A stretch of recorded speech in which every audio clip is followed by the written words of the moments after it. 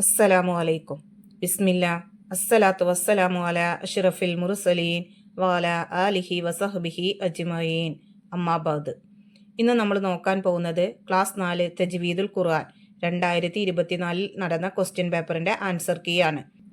ഇതുപോലുള്ള ക്വസ്റ്റ്യൻ പേപ്പറുകളൊക്കെ നിങ്ങൾക്ക് വേണമെങ്കിൽ നമ്മുടെ ചാനലിലെ പ്ലേലിസ്റ്റിൽ പോയിട്ട് നോക്കിയാൽ മതി. നമുക്ക് ഈ ക്വസ്റ്റ്യൻ പേപ്പർ ഒന്ന് നോക്കാം. ഇതിലെ ഒന്നാമത്തെ പ്രവർത്തനം നോക്കൂ. കോളത്തിൽ ടിക്ക് മാർക്ക് അടയാളപ്പെടുത്തുക. ഒരു ചോദ്യവും 3 ഓപ്ഷൻസും കൊടുത്തിട്ടുണ്ട്. ശരിയായ ഓപ്ഷന്റെ നേരെയുള്ള ആ ബോക്സിലാണ് നമ്മൾ ടിക്ക് മാർക്ക് കൊടുക്കേണ്ടത്. 1 അത്അമഹും മിൻ ജൂ. ഇവിടെയുള്ള മദ്ദുൽ വാരിള്, മദ്ദുൽ മുൻഫസിൽ, മദ്ദുൽ ലീൻ. ശരി ഉത്തരം മദ്ദുൽ വാരിള്. 2 മദ്ദുൽ മുതതർരിഫ്. ഓപ്ഷൻസ് വഅബ്ദു, ഐനൈൻ, യതഫക്കറൂൻ. ശരി ഉത്തരം വഅബ്ദു. 3 താ മർബൂത്ത. ഓപ്ഷൻസ് ആമില, ത്വയ്യിബാത്ത്, നാസിബ. ശരി ഉത്തരം ആമില എന്നുള്ളതും നാസിബ, അത് രണ്ടും താ മർബൂത്തയ്ക്ക് ഉദാഹരണമാണ്. 4 അസ്സക്ത. ഓപ്ഷൻസ് മിർ റൗസിഹി, മിർ റബ്ബിക്കും, മൻ റാഖ്. ഇവിടെ ശരി ഉത്തരം ഏതാണ്? മൻ റാഖ്. മൂന്നാമത്തെ ഓപ്ഷനിലാണ് നിങ്ങൾ ടിക്ക് മാർക്ക് കൊടുക്കേണ്ടത്. 5 മദ്ദുൽ ലാസിമുൽ ഹർഫിയെ. ഉദാഹരണം വലല്ലാലീൻ, അലിഫ് ലാം മീം, വസ്സാഫാത്ത്. ശരി ഉത്തരം രണ്ടാമത്തെ ഓപ്ഷനാണ്. നിങ്ങൾ അതിൽ ടിക്ക് മാർക്ക് കൊടുക്കുക. 6 ഹറക്കത്ത് നീട്ടൽ നിർബന്ധം. ഓപ്ഷൻസ് മദ്ദുൽ ലാസിം, മദ്ദുൽ വാരിള്, മദ്ദുൽ ലീൻ. ശരി ഉത്തരം മദ്ദുൽ ലാസിം. ഈ ക്വസ്റ്റ്യൻ പേപ്പറിലെ രണ്ടാമത്തെ പ്രവർത്തനം നോക്കൂ. ചേരുംപടി ചേർക്കുക. 7 മദ്ദുൽ മുത്തസിൽ, 8 മദ്ദുൽ മുൻഫസിൽ, 9 മദ്ദുൽ അസ്ലിയെ, 10 മദ്ദുൽ ലാസിമുൽ ഹർഫിയെ, 11 മദ്ദുൽ ലാസിമുൽ കലിമിയെ. ഇപ്പുറത്ത് അതിന് ഓരോ ഉദാഹരണങ്ങൾ കൊടുത്തിട്ടുണ്ട്. എ അലിഫ് ലാം മീം സ്വാദ്. ബി വലയാലിൻ. സി അൽ ഹാഖ. ഡി ബിനാഅൻ. ഇ ബിമാ ഉൻസില. അപ്പോൾ ഓരോന്നിനും ശരിയായിട്ടുള്ള ഓപ്ഷന്റെ ലെറ്ററാണ് നമ്മളോട് എടുത്ത് എഴുതേണ്ടത്. 7 മദ്ദുൽ മുത്തസിൽ, അതിന് ശരിയായത് ഡി ബിനാഅൻ. 8 മദ്ദുൽ മുൻഫസിൽ, അതിന് ശരിയായത് ഇ ബിമാ ഉൻസില. 9 മദ്ദുൽ അസ്ലിയെ, അതിന് ശരിയായത് ബി വലയാലിൻ. 10 മദ്ദുൽ ലാസിമുൽ ഹർഫിയെ, അതിന് ശരിയായത് എ അലിഫ് ലാം മീം സ്വാദ്. 11 മദ്ദുൽ ലാസിമുൽ കലിമിയെ, അതിന് ശരിയായത് സി അൽ ഹാഖ.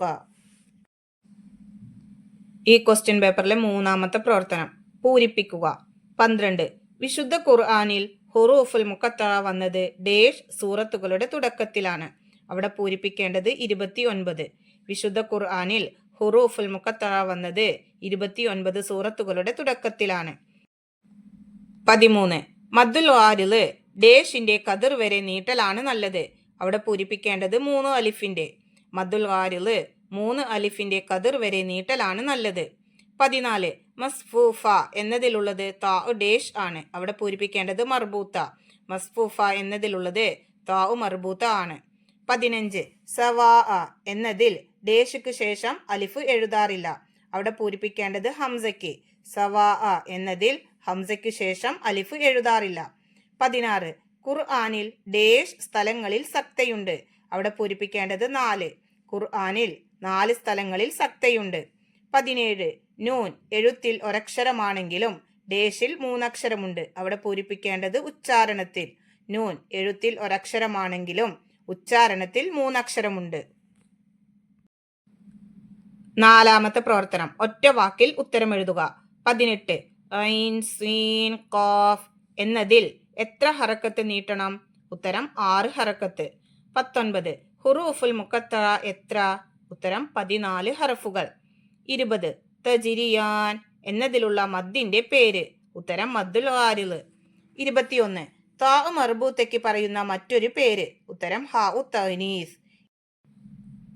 22 സക്തയെ സൂചിപ്പിക്കാൻ നൽകുന്ന അക്ഷരമേത്?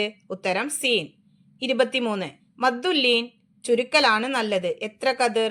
ഉത്തരം 1 അലിഫിന്റെ കതിർ. അടുത്ത പ്രവർത്തനം നോക്കൂ. ഒറ്റ വാചകത്തിൽ ഉത്തരം എഴുതുക. 24 എന്താണ് സക്ത?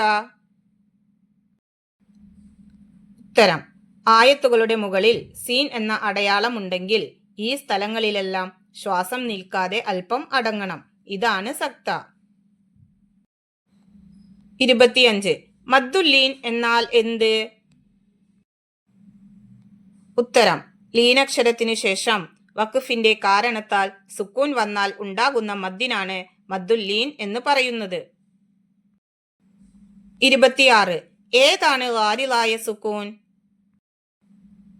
ഉത്തരം: മദ്ദക്ഷരത്തിനു ശേഷം വഖഫിന്റെ കാരണത്താൽ സുക്കൂൻ ലഭിക്കുന്നിടത്ത് കൂടുതൽ നീട്ടണം. ഇത്തരം സുക്കൂനുകളാണ് ഗാരിളായ സുക്കൂൻ. 27. മദ്ദുൽ ലാസിം എന്നാൽ എന്ത്? ഉത്തരം: മദ്ദക്ഷരത്തിന്റെയോ ലീനക്ഷരത്തിന്റെയോ ശേഷം അതേ കലിമത്തിൽ സ്ഥിരമായ സുക്കൂൻ വന്നാൽ അതിനെ മദ്ദുൽ ലാസിം എന്ന് പറയുന്നു. 28. ഏതാണ് ലീനക്ഷരങ്ങൾ? ഉത്തരം: ഫതഹിന് ശേഷം വരുന്ന സുക്കൂനുള്ള വാവും യാവുമാണ് ലീനക്ഷരങ്ങൾ. 29. ഫതഹ തൻവീൻ ഉള്ള താ മർബൂത്തയിൽ എങ്ങനെ വഖഫ് ചെയ്യണം? ഉത്തരം: ഹാ ആയിട്ടാണ് വഖഫ് ചെയ്യേണ്ടത്. 30. സ്ഥിരമായ സുക്കൂൻ ഏത്?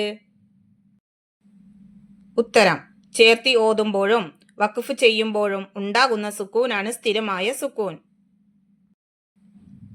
ക്വസ്റ്റ്യൻ പേപ്പറിലെ അടുത്ത പ്രവർത്തനം: 5 വരിയിൽ കുറയാതെ ഉപന്യസിക്കുക. 31. മദ്ദുൽ മുതതർരിഫ്, അതിനെ കുറിച്ചിട്ട് 5 വരിയിൽ കുറയാതെ നമ്മൾ എഴുതണം. നമുക്ക് ആ പ്രവർത്തനം ഒന്ന് നോക്കാം. ഉത്തരം: സിൽസാലഹ, ലബ്ഹ, ഖല, ലിദ്ദിക്രി, ലിനഫ്സി. മുകളിലെ ആയത്തുകളുടെ അവസാനം ശ്രദ്ധിച്ചില്ലേ? അസ്ലിയായ മദ്ദിലാണ് ഇവിടെയെല്ലാം വഖഫ് ചെയ്തത്. ഇങ്ങനെയുള്ള സ്ഥലങ്ങളിൽ വഖഫ് ചെയ്യുമ്പോൾ ശ്രദ്ധിക്കേണ്ട ചില കാര്യങ്ങളുണ്ട്.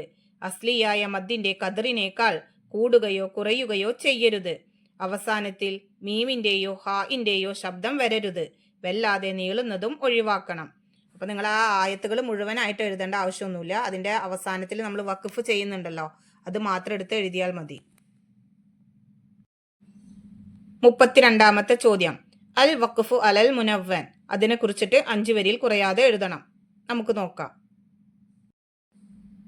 ഉത്തരം: ഇന്നല്ലാഹ കാന ഗഫുവൻ ഗഫൂറാ ഇന്നഹു കാന ബികും റഹീമാ വജഅലൂ ലഹു മിൻ ഇബാദിഹി ജുസ്ആ. മുകളിലുള്ള ഉദാഹരണങ്ങൾ ശ്രദ്ധിച്ചില്ലേ? അസ്ലിയായ മദ് കൊടുത്താണല്ലോ നാം വഖഫ് ചെയ്തത്. ഇങ്ങനെ ഫതഹ് തൻവീൻ വരുന്ന എല്ലാ പദങ്ങളിലും അസ്ലിയായ മദ് നൽകിയാണ് വഖഫ് ചെയ്യേണ്ടത്. സവാഅൻ, മാഅൻ പോലെ ഹംസയുടെ മുൻപ് അലിഫുള്ള പദങ്ങളിൽ ഹംസയ്ക്ക് ശേഷം അലിഫ് എഴുതാറില്ല.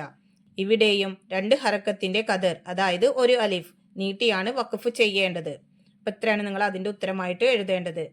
നിങ്ങൾക്ക് ഈ ക്വസ്റ്റ്യൻ പേപ്പറിലെ പ്രവർത്തനങ്ങളൊക്കെ മനസ്സിലായിട്ടുണ്ടാവുമെന്ന് വിചാരിക്കുന്നു. ഇൻഷാ അല്ലാഹ് അടുത്തൊരു സബ്ജക്റ്റിൽ നമുക്ക് വീണ്ടും കാണാം.